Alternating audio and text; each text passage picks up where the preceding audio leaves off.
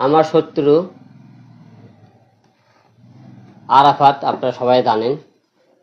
শত্রুরা কি হিসেবে আপনারা সবাই জানেন। ঢাকা 17 আসনে যখন আমি নির্বাচনে দাঁড়াই, তারা আমাকে মেরে ফেলে দিতে চেয়েছিল। আপনারা দেখেছেন ঢাকা 17 আসনে যেদিন প্রথমে নির্বাচনে দাঁড়াই, প্রথম দিনে করাল বস্তিতে ঢুকতে আমরা তাদের লোকজন নিয়ে আমাকে ঢুকতে দেওয়া না, একটা বাধার সম্মুখীন হতে হয়। এখান থেকে বের হওয়ার পরে আমরা কিছুদিন পরে যখন ভোটের নির্বাচনের দিনে আসলাম, নির্বাচনের দিনে বিভিন্ন জায়গায় যখন ফলাফল, আমি অনেক জায়গায় অনেক ভোটে এগিয়ে আসছিলাম।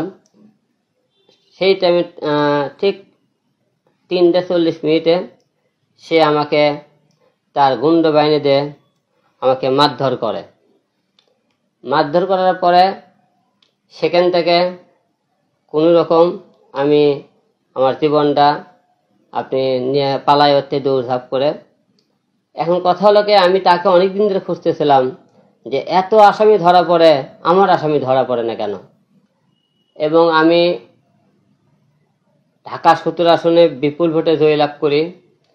জয়লাভ করার পরে সেখান থেকে আমার ভোটার অধিকার, জনগণের ভোটার অধিকার, আমার যেটা আসন সব কেড়ে নিয়েছে। আমরা এসবের বিচার চাই, কারণ আমরা যদি এসবের বিচার এখন না করি, ভবিষ্যতে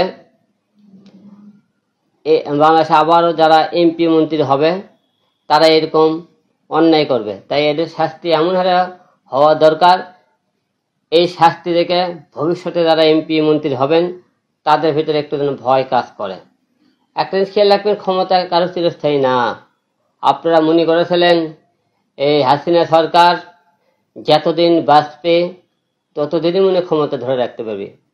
আল্লাহর মায়ের বড় মায়ের দেখতে পাচ্ছেন কি হারে পতন হয় এই স্বৈরাচারের সরকারের হয়েছে। তার সাথে তার সঙ্গী যারা ছিল এমপি মন্ত্রী, তাদের আজকে কি অবস্থা দেখেন।